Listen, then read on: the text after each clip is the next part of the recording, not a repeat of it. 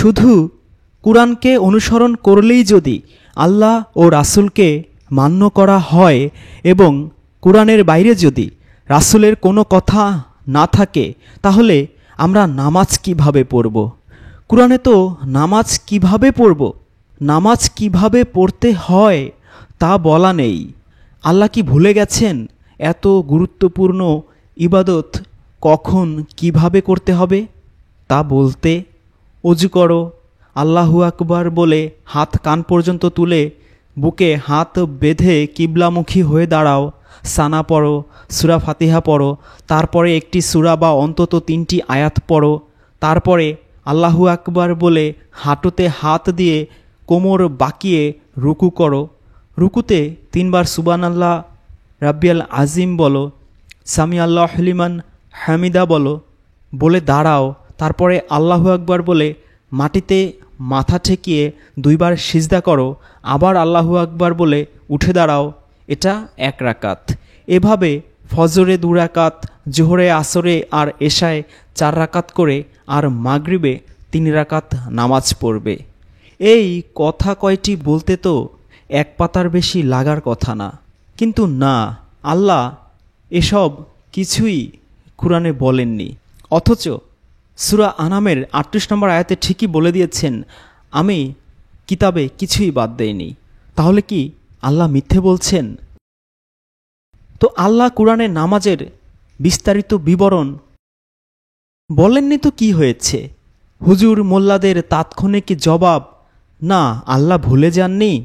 তিনি জিবরাইলের মাধ্যমে রাসূলকে শিখিয়েছেন কিভাবে নামাজ পড়তে হবে, তারপরে রাসূল দেখিয়েছেন কিভাবে নামাজ পড়তে হবে। এর পরে আর কথা থাকে না। কিন্তু সমস্যা হলো, কুরআনে এমন কোনো আয়াত খুঁজে পাওয়া যায় না যেখানে আল্লাহ বলেছেন রাসূল দেখিয়ে দেবেন কিভাবে নামাজ পড়তে হবে বা ইবাদত করতে হবে। খুবই সহজ হিসাব, সালাত নামাজ নয়। কুরআনই সম্পূর্ণ বিস্তারিতভাবে বর্ণিত একমাত্র আসমানি কিতাব, একমাত্র বিধান। কোনো হাদিসের প্রয়োজন নেই।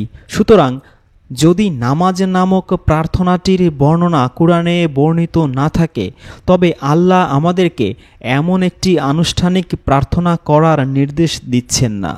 সালাত হলো যোগাযোগ, সাহায্য, সহযোগিতা এবং কোনো কিছুর প্রতি শতভাগ মনোযোগ, কনসেন্ট্রেশন প্রদান করা। এটা দুরূদ শরীফের ভিডিওতে বিস্তারিত আলোচনা করা হয়েছে। তাছাড়া নামাজ এবং সালাত সিরিজ ডিটেলস বর্ণিত হয়েছে, আপলোড করা আছে। এবং আপনার যদি কোনো আত্মীয় স্বজন আরবের কোনো দেশে থাকে, তাহলে তাকে জিজ্ঞেস করে দেখবেন যে আরবের যোগাযোগ মন্ত্রণালয়, টেলিকমিউনিকেশন মন্ত্রণালয় সালাত শব্দটা যুক্ত থাকে। সুতরাং আল্লাহ রাসূলের মাধ্যমে বাণী পাঠিয়ে মানুষের সাথে সালাত বা যোগাযোগ করেন, আর সেই বাণীটি হলো কুরআন।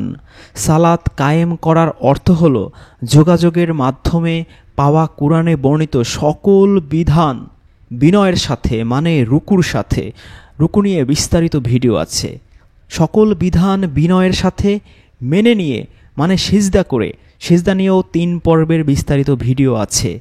তাহলে এই বিনয়ের সাথে, মানে রুকুর সাথে সকল বিধান মেনে নিয়ে, মানে সিজদা করে নিজের ও অন্যের জীবনে প্রতিষ্ঠিত করাই হচ্ছে আকিমুস সালাত। আপনি যদি সত্যবাদী, ন্যায়পরায়ণ, দানশীল না হন, তাহলে আপনি সিজদা করলেন না, অর্থাৎ আল্লাহর আদেশ নিষেধ মেনে নিলেন না। আল্লাহর আদেশ নিষেধ জানতে কুরআন বুঝে পড়তে হবে আপনাকে। আল্লাহর আদেশ নিষেধ পালনই ইবাদত। সূরা নিসা আয়াত 61। আর যখন আপনি তাদেরকে বলবেন আল্লাহর নির্দেশের দিকে এসো, যা তিনি রাসূলের প্রতি নাজিল করেছেন, তখন আপনি মুনাফিকদের দেখবেন ওরা আপনার কাছ থেকে সম্পূর্ণভাবে সরে যাচ্ছে। হাদিসে মোল্লারা যা পছন্দ করে তাই আছে। কুরআনের পাশাপাশি হাদিস রচনা করে আল্লাহর সাথে মোল্লারা রীতিমতো যুদ্ধ ঘোষণা করেছে। এর পরেও যারা কুরআন বহির্ভূত হাদিস আঁকড়ে থাকতে চায় তাদের কাছে জিজ্ঞাসা ৬৮ নম্বর সূরার ৩৭ থেকে ৩৮ নম্বর আয়াতে, তোমাদের কাছে কি কোনো কিতাব আছে যা তোমরা পাঠ করো, তাতে তোমরা যা পছন্দ করো তাই পাও? কুরআনের বাণী বা বার্তা ছাড়া রাসূল কেবলই একজন সাধারণ মানুষ। আল্লাহ রাসূলকে কি প্রচার করতে বলেছেন? ৪১ নম্বর সূরার ৬ নম্বর আয়াতে, বলুন, আমিও তোমাদের মতোই মানুষ, আমার প্রতি ওহী আসে যে তোমাদের ইলাহ একমাত্র ইলাহ, অতএব তার দিকেই সোজা হয়ে থাকো এবং তার কাছে ক্ষমা প্রার্থনা করো, আর মুশরিকদের জন্য রয়েছে দুর্ভোগ। ৮০ নম্বর সূরার ১ থেকে ১১। তিনি ভ্রু কুঞ্চিত করলেন এবং মুখ ফিরিয়ে নিলেন, কারণ তার কাছে এক অন্ধ আগমন করেছে। আপনি কি জানেন সে হয়তো পরিশুদ্ধ হতো অথবা উপদেশ গ্রহণ করত এবং উপদেশে তার উপকার হতো? উপরন্তু যে বেপরোয়া, আপনি তার চিন্তায় মশগুল। সে শুদ্ধ না হলে আপনার কোনো দোষ নেই। যে আপনার কাছে দৌড়ে আসলো এমতাবস্থায় যে সে ভয় করে, আপনি তাকে অবজ্ঞা করলেন, কখনো এরূপ করবেন না। এটা উপদেশ বাণী।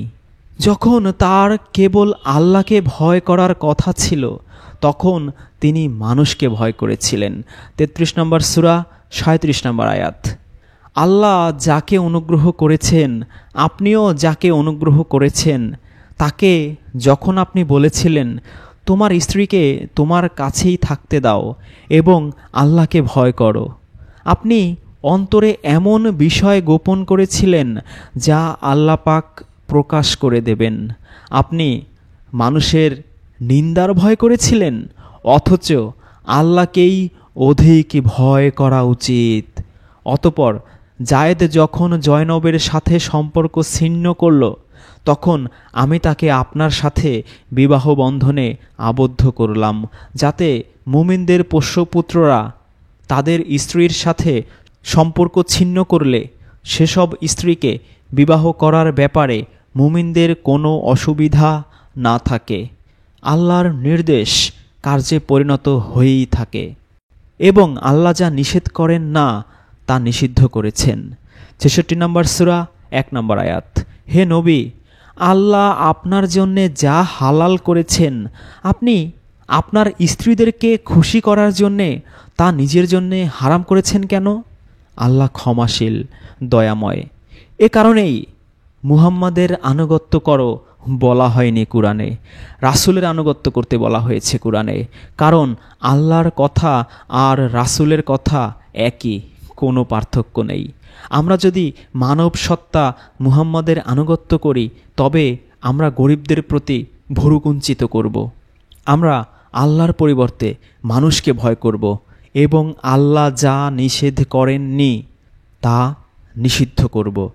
৬৬ নম্বর সূরা আয়াত ১, ৩৩ নম্বর সূরা আয়াত ৩৭, ৮০ নম্বর সূরা ১ থেকে ১১।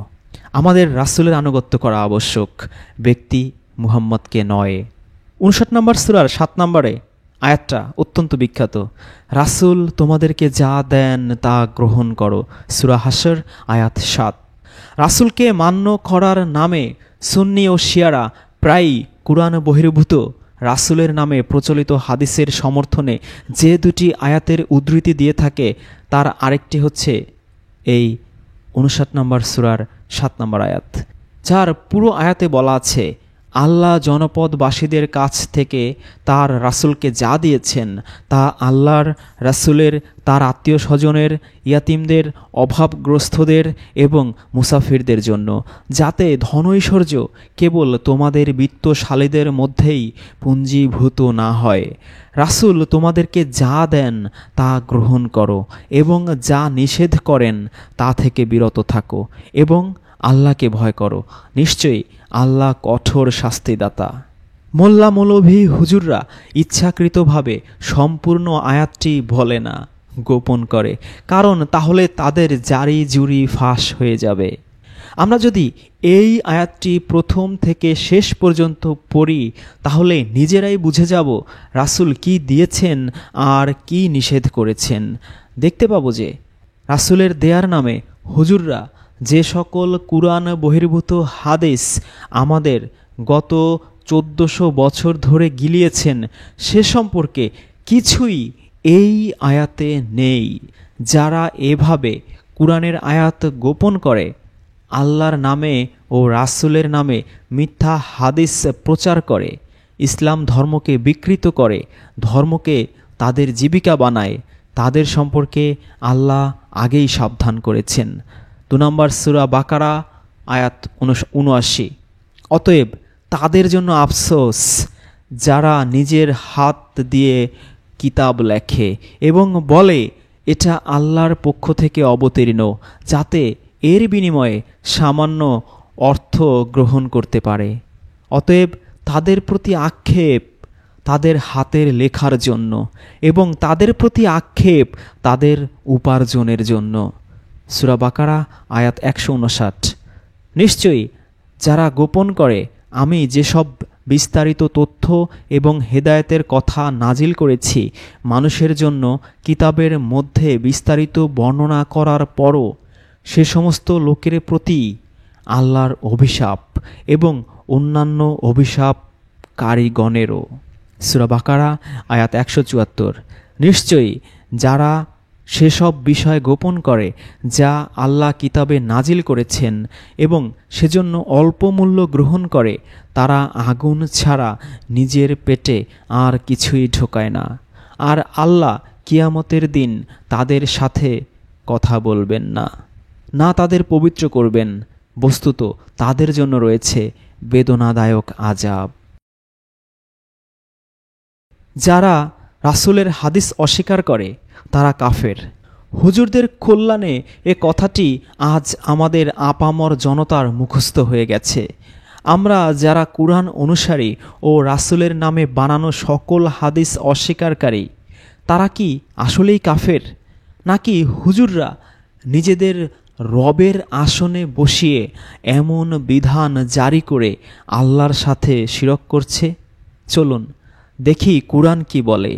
সারা কুরআন খুঁজেও রাসূলেরও যে নিজস্ব হাদিস আছে তা কোথাও খুঁজে পেলাম না। হুজুরদের কাছে এমন কোনো আয়াত থাকলে দেখিয়ে দিলে বাধিত হব। কুরআনে 2 ধরনের হাদিসের কথা বলা হয়েছে। প্রথমটি হলো আহসান আল হাদিস আর দ্বিতীয়টি হলো লাহু আল হাদিস। আহসান আল হাদিস সর্বশক্তিমান আল্লাহ, যিনি সমস্ত কিছু তৈরি করেছেন, তিনি আমাদের নির্দেশের জন্য কুরআন দিয়েছেন, আর কিছুই না। হাদিস শব্দটি তার কুরআনে মোট 36 বার উল্লেখ করেছেন, কিন্তু একবারও বলেননি কুরআনের বাইরে রাসূলের নিজস্ব হাদিস আছে। হাদিসের অর্থ কথা, বাণী, বক্তৃতা, গল্প, ইঙ্গিত। চলুন দেখি আল্লাহ কোনটাকে আহসান আল হাদিস বলেছেন। 39 নম্বর সূরা জুমারের 23 নম্বর আয়াত। আল্লাহ উত্তম বাণী তথা আহসান আল হাদিস নাজিল করেছেন, যা সামঞ্জস্যপূর্ণ, পুনঃ পুনঃ পঠিত। এতে তাদের লোম কাটা দিয়ে ওঠে চামড়ার ওপর, যারা তাদের পালনকর্তাকে ভয় করে। এরপর তাদের চামড়া ও অন্তর আল্লাহর স্মরণে বিনম্র হয়। এটাই আল্লাহর পথ নির্দেশ। এর মাধ্যমে আল্লাহ যাকে ইচ্ছা পথ প্রদর্শন করেন, আর আল্লাহ যাকে গোমরা করেন তার কোনো পথ প্রদর্শক নেই। এই আয়াত থেকে জানলাম আল্লাহর কিতাব এই কুরআনই হলো আহসান আল হাদিস। শুধু তাই নয়, তিনি আরও বলেছেন আল্লাহর হাদিসের চেয়ে সত্য হাদিস আর কিছুই হতে পারে না। সূরা নিসা আয়াত 87। আল্লাহ ব্যতীত আর কোনোই উপাস্য নেই, অবশ্যই তিনি তোমাদেরকে সমবেত করবেন কিয়ামতের দিন, এতে বিন্দু মাত্র সন্দেহ নেই। তাছাড়া আল্লাহর চাইতে বেশি সত্য হাদিস আর কার হবে? একথাই শেষ নয়, কুরআনের আয়াতের বাইরে আর কোনো হাদিসে বিশ্বাস করতে নিষেধ করেছেন। 45 নম্বর সূরা 6 নম্বর আয়াত। এগুলো আল্লাহর আয়াত, যা আমি আপনার কাছে আবৃত্তি করি যথাযথ রূপে। অতএব আল্লাহ ও তার আয়াতের পরে তারা কোন হাদিসে বিশ্বাস স্থাপন করবে? লাহুয়াল হাদিস। কুরআন হলো আহসানাল হাদিস বা উত্তম বাণী সমৃদ্ধ কিতাব। এতেই আছে প্রয়োজনীয় সকল ধর্মীয় নির্দেশ।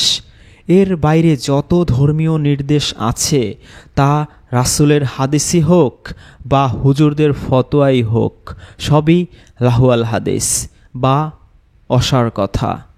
এর উদ্দেশ্যই হলো কুরআনের পথ থেকে মানুষকে দূরে রাখা। ৩১ নম্বর সূরা ৬ নম্বর আয়াত। এক শ্রেণীর লোক আছে যারা মানুষকে আল্লাহর পথ থেকে গোমরা করার উদ্দেশ্যে লাহুয়াল হাদিস ক্রয় করে কোনো জ্ঞান ছাড়াই, এবং উহাকে ন্যায় ঠাট্টা বিদ্রূপ করার জন্য এদের জন্য রয়েছে অবমাননাকর শাস্তি। সূরা ইয়াসিন আয়াত ৬। হাদিস দিয়ে ঠাট্টা বিদ্রূপ কিভাবে করে? কিছুদিন আগে একটা ভিডিও ভাইরাল হয়েছিল।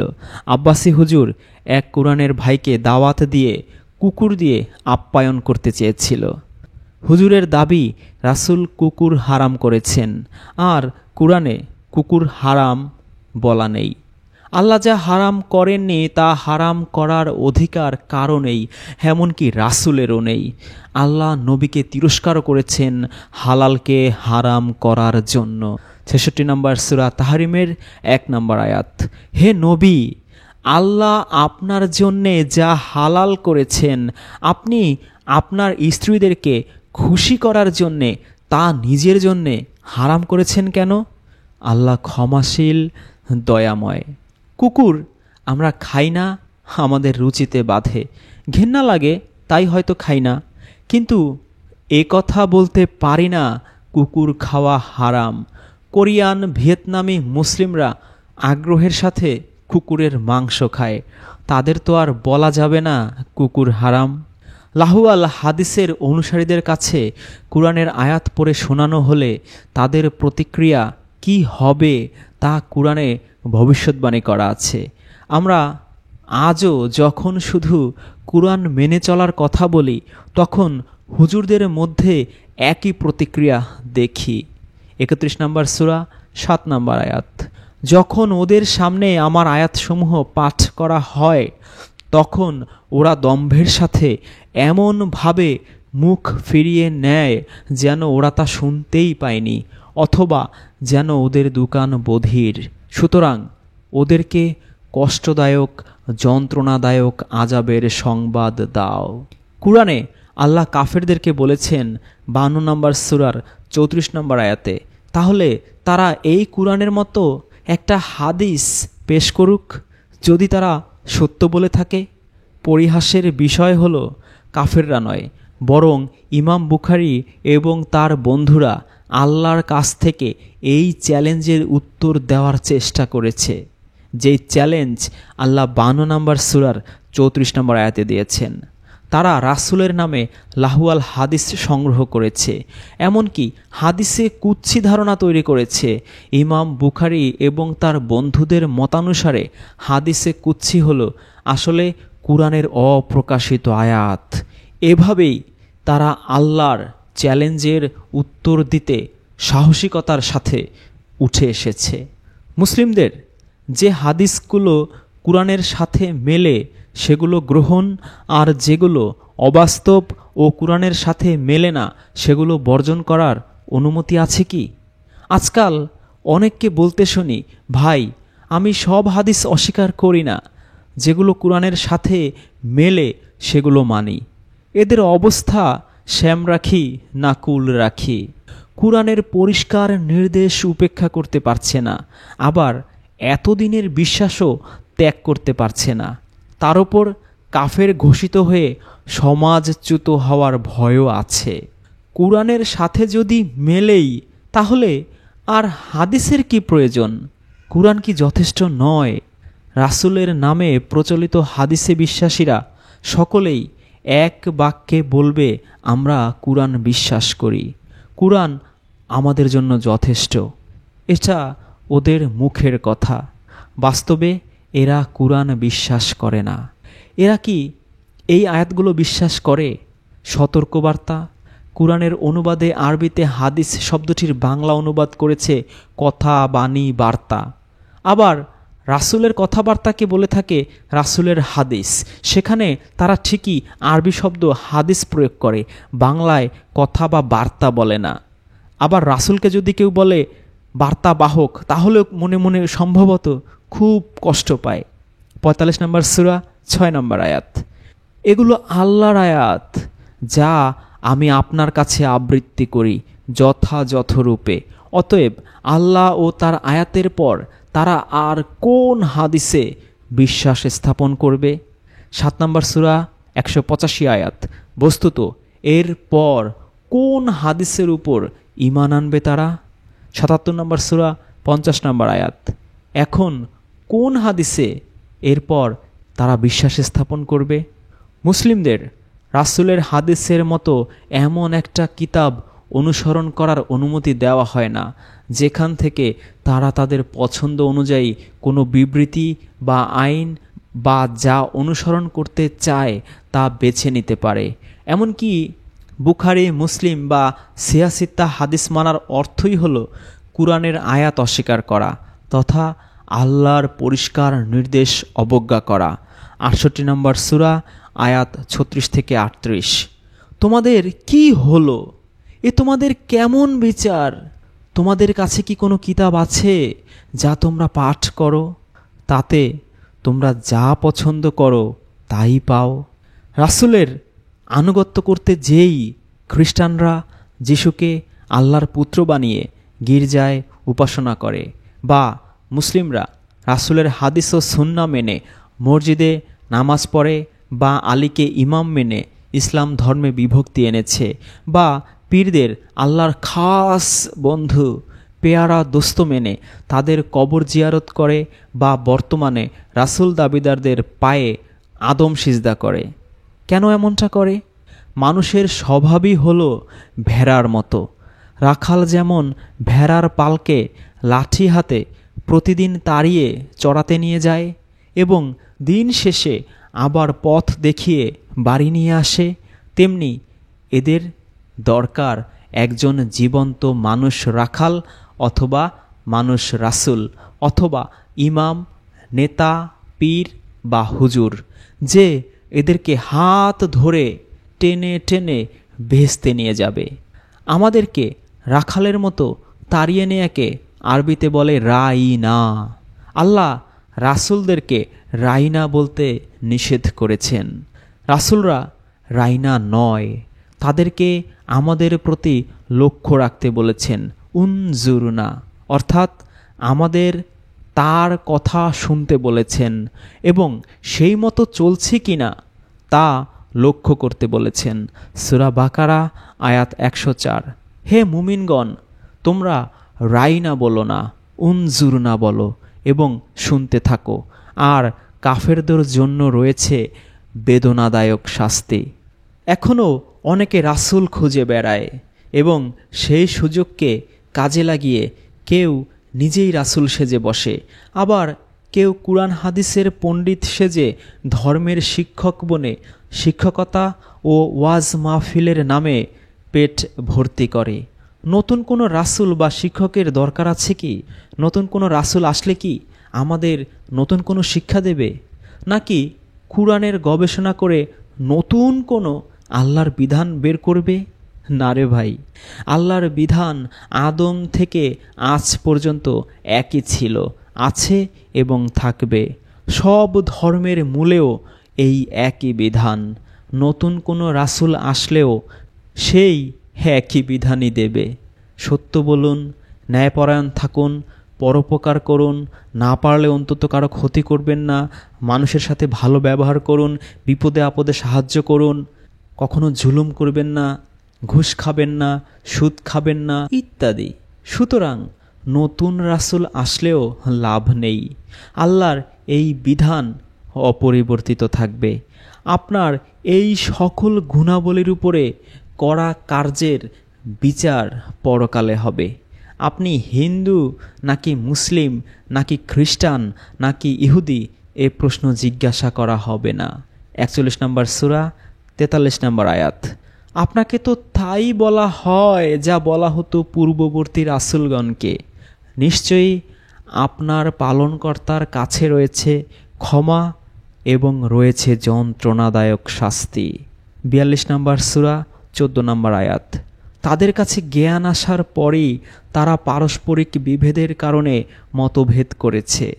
যদি আপনার পালনকর্তার পক্ষ থেকে নির্দিষ্ট সময় পর্যন্ত অবকাশের পূর্ব সিদ্ধান্ত না থাকত, তবে তাদের ফায়সালা হয়ে যেত। তাদের পর যারা কিতাবপ্রাপ্ত হয়েছে তারা অস্বস্তিকর সন্দেহে পতিত হয়েছে। রাসূলকে মানা ও অনুসরণ করার নামেই মানুষ যুগে যুগে বিভিন্ন ধর্ম চালু করেছে ও বিভক্ত হয়ে গেছে। আজকের মুসলমানরাও ধর্ম বলতে বোঝে পূজা অর্চনার মতো, নামাজ পড়া, রোজা রাখা, হজ করার মতো রিচুয়াল। আল্লাহ এগুলো করতে কুরআনে কোথাও বলেননি। এগুলো আজকের মুসলিমরা যে নিয়মে করে থাকে তার বিন্দু বিসর্গ কুরআনে খুঁজে পাবেন না। আল্লাহ মানুষকে সৃষ্টি করেছেন তার ইবাদত তথা দাসত্ব করার জন্য। ইবাদত তথা দাসত্ব হলো প্রভুর নির্দেশ মতো কাজ করা। আল্লাহ এই বিশ্ব ব্রহ্মাণ্ডের প্রতিটি বস্তু ও প্রাণীর ভূমিকা বা কাজ নির্দিষ্ট করে দিয়েছেন, যাকে ধর্ম বলা হয়। প্রত্যেক পদার্থেরই আলাদা আলাদা ধর্ম রয়েছে। প্রত্যেকে, এমনকি নাস্তিকেরাও ইচ্ছায় হোক বা অনিচ্ছায় হোক সেই ভূমিকা মেনে কাজ করে, মানে সিজদা করে, অর্থাৎ আল্লাহর হুকুম মেনে চলে। 13 নম্বর সূরা 15 নম্বর আয়াত। আল্লাহকে সিজদা করে যা কিছু নভমণ্ডলে ও ভূমণ্ডলে আছে, ইচ্ছায় অথবা অনিচ্ছায়, এবং তাদের ছায়াগুলিও সকাল সন্ধ্যায়। আমরা আল্লাহর দাস, কোনো রাসূল বা মানুষের দাস নই। আল্লাহ ধর্মীয় বিধিনিষেধ দেওয়ার অধিকার কোনো নবী, রাসূল, পীর, অলি, আউলিয়া, বুজুর্গকে দেননি। তেমনটি হলে আল্লাহর সাথে সাথে রাসূলও আমাদের উপাস্য হয়ে যাবে, যা তাওহীদের পুরোপুরি বিপরীত ও সাংঘর্ষিক। এর পরেও অধিকাংশ মানুষ রাসূলকে মান্য ও অনুসরণ করতে যেয়ে রাসূলের দাস বনে যায়, রাসূলের প্রশংসা করে, রাসূলের বন্দনা গীতি গায়, যেখানে সকল প্রশংসা হওয়া উচিত ছিল আল্লাহ রাব্বুল আলামিনের। আলহামদুলিল্লাহি রব্বিল আলামিন। সকল প্রশংসা সমগ্র বিশ্বের প্রতিপালক মহান আল্লাহর। এজন্যই এ ব্যাপারে আল্লাহ কুরআনে সাবধান করে দিয়েছেন। 3 নম্বর সূরা আল ইমরান আয়াত 79। কোনো মানুষকে আল্লাহ কিতাব, হিকমাত ও নবুয়ত দান করার পর সে বলবে যে তোমরা আল্লাহকে পরিত্যাগ করে আমার বান্দা হয়ে যাও, এটা সম্ভব নয়। বরং তারা বলবে তোমরা আল্লাহওয়ালা হয়ে যাও, যেমন তোমরা কিতাব শিখাতে এবং যেমন তোমরা নিজেরাও পড়তে। মজার ব্যাপার হলো, বিশ্বের ধর্ম অধ্যয়ন করলে তাদের মাঝে মিল পাওয়া যায়। প্রত্যেকেই নিজ নিজ মোল্লা, পুরোহিত, ঠাকুর, ফাদার, রাবাই, পাদ্রী, অলি, আউলিয়াদের দেখানো নিয়মে পূজা অর্চনা করে থাকে। উদাহরণস্বরূপ, খ্রিস্টানরা এই লাইনটা অতিক্রম করতে পারে না। যিশু বলেছেন, যিশু তাকে বললেন, আমি পথ, আমি সত্য ও জীবন, পিতার কাছে যাবার আমিই একমাত্র পথ। পবিত্র Bible, book of John, chapter 14 verse 6। মুসলিমরা এই আয়াতটা ভালো করেই বোঝে যে তার সময়ে ঈসা এবং তার সময়ে মুহাম্মদের আনুগত্য করা ছাড়া কেউই আল্লাহর কাছে আসতে পারে না। মুসলিমরা বলে যে যিশুও একজন মুসলিম ছিলেন, কিন্তু তারা পল এবং অন্যদের গসপেল বা শিক্ষা প্রত্যাখ্যান করে, কারণ এটা ইনজিল নয়, ঈসা কর্তৃক অনুমোদিত নয়। কিন্তু তাদের দ্বিচারিতা দেখা যায় যখন তারা খ্রিস্টানদেরকে তাদের বিশ্বাসে আমন্ত্রণ জানায় এবং তারপর তাদের কাছে বুখারী, তিরমিজি ইত্যাদি গসপেল সহ কুরআন ধরিয়ে দেয়। রাসূলকে মানতে ও অনুসরণ করতে যেই আজ মুসলিমরা বিশ্বের সবচেয়ে নিকৃষ্ট জাতিতে পরিণত হয়েছে। সেটা কিভাবে? আল্লাহর কথা আর রাসূলের কথার মধ্যে পার্থক্য করার ফলেই তাদের এ অবস্থা। চলুন তাদেরই যুক্তি বিশ্লেষণ করি। বুখারী অনুসারীদের মতে আল্লাহর আনুগত্য করা এবং রাসূলের আনুগত্য করা দুটা ভিন্ন জিনিস। তারা নিজ মুখে দাবি করে যে আল্লাহর আনুগত্য করা হলো আল কুরআন এবং রাসূলের আনুগত্য করা হলো রাসূলের হাদিস। এবার তারা আপনার সামনে কুরআনের এই আয়াতটা পেশ করবে, সূরা নিসা আয়াত ৮০। যে লোক রাসূলের হুকুম মান্য করবে সে আল্লাহরই হুকুম মান্য করল। এবার তাদের যুক্তি, অতঃপর কেউ যদি সহিহ আল বুখারীর হাদিস অনুসরণ করে তার মানে সে রাসূলের আনুগত্য করেছে, আর যদি সে রাসূলের আনুগত্য করে থাকে তবে সে আল্লাহর আনুগত্য করেছে। আল কুরআন কোথায় গেল? অবশেষে আল্লাহ ও তার কুরআন থেকে উম্মত মুক্তি পেয়েছে। তাদের জন্য ইমাম বুখারীই যথেষ্ট। শয়তান সফল খাম। উম্মতের এই যে অবস্থা হবে তা আগেই কুরআনে সাবধান করা হয়েছে। ২৫ নম্বর সূরা ফুরকানের ৩০ নম্বর আয়াতে। আর রাসূল বলবে, হে আমার রব, নিশ্চয়ই আমার সম্প্রদায়, আমার কওম এ কুরআনকে পরিত্যাজ্য গণ্য করেছে। সূরা আরাফ আয়াত ২। এটি একটা গ্রন্থ যা আপনার প্রতি অবতীর্ণ হয়েছে যাতে করে আপনি এর মাধ্যমে ভীতি প্রদর্শন করেন। অতএব এটি পৌঁছে দিতে আপনার মনে কোনরূপ সংকীর্ণতা থাকা উচিত নয়, আর এটি বিশ্বাসীদের জন্য উপদেশ। আয়াত ৩। তোমরা অনুসরণ করো যা তোমাদের প্রতিপালকের পক্ষ থেকে অবতীর্ণ হয়েছে এবং আল্লাহকে বাদ দিয়ে অন্য আউলিয়াদের অনুসরণ করো না। সূরা আনাম আয়াত ১৫৫। এটি এমন একটা কিতাব যা আমি অবতীর্ণ করেছি, খুব মঙ্গলময়। অতএব এর অনুসরণ এবং ভয় করো যাতে তোমরা করুণাপ্রাপ্ত হও। সূরা আনাম আয়াত ১৯। আপনি জিজ্ঞেস করুন সর্ববৃহৎ সাক্ষ্যদাতাকে, বলে দিন, আল্লাহ আমার ও তোমাদের মধ্যে সাক্ষী, আমার প্রতি এ কুরআন অবতীর্ণ হয়েছে যাতে আমি তোমাদেরকে এবং যাদের কাছে এ কুরআন পৌঁছে সবাইকে ভীতি প্রদর্শন করি। তোমরা কি সাক্ষ্য দাও যে আল্লাহর সাথে অন্যান্য উপাস্যও রয়েছে? আপনি বলে দিন, আমি এরূপ সাক্ষী দেব না। বলে দিন, তিনিই একমাত্র ইলাহ, আমি অবশ্যই তোমাদের শিরক থেকে মুক্ত। সুতরাং আমাদের কালেমা বলাটাই ভুল। লা ইলাহা ইল্লাল্লাহ এর অর্থ কখনোই উপাস্য নয়। ইলা মানে হচ্ছে বিধানদাতা, আর উপাস্যর আরবি হচ্ছে মাবুদ। সূরা কাফিরুন পড়লে আপনি বুঝতে পারবেন। লা আ'বুদু মা তা'বুদুন, মাবুদ হচ্ছে উপাস্য যার উপাসনা করা হয়, কিন্তু ইলা কখনোই উপাস্য নয়। ইলা হচ্ছে বিধানদাতা, আইনদাতা। লা ইলাহা ইল্লাল্লাহ মানে হচ্ছে আইন বা বিধান একমাত্র আল্লাহ দেবেন, কোনো নবী রাসূল কেউ দেবেন না। নবী যদি কোনো আইন বা বিধান দেন, কোনো কিছুকে হালাল বা হারাম করেন, সূরা তাহরিমের ১ নম্বর আয়াত পড়লেই আপনারা বুঝতে পারবেন যে নবী রাসূলের পক্ষেও আল্লাহর বিধান বা আইনের বাইরে কোনো আইন বা বিধান রচনা করা অসম্ভব ছিল। মহান আল্লাহ আমাদের কালেমা উপলব্ধি করার তৌফিক দান করুক এবং আল্লাহকে মানো ও রাসূলকে মানো। এই আয়াতের মাধ্যমে ধর্ম ব্যবসায়ী মোল্লারা আমাদের যেভাবে আসমানে কিতাব আল্লাহর রজ্জু থেকে বিচ্ছিন্ন করে ফেলেছে, সেখান থেকে আবারও হেদায়েতের আলোতে উদ্ভাসিত হওয়ার তৌফিক এনায়েত। আলহামদুলিল্লাহি রাব্বিল আলামিন।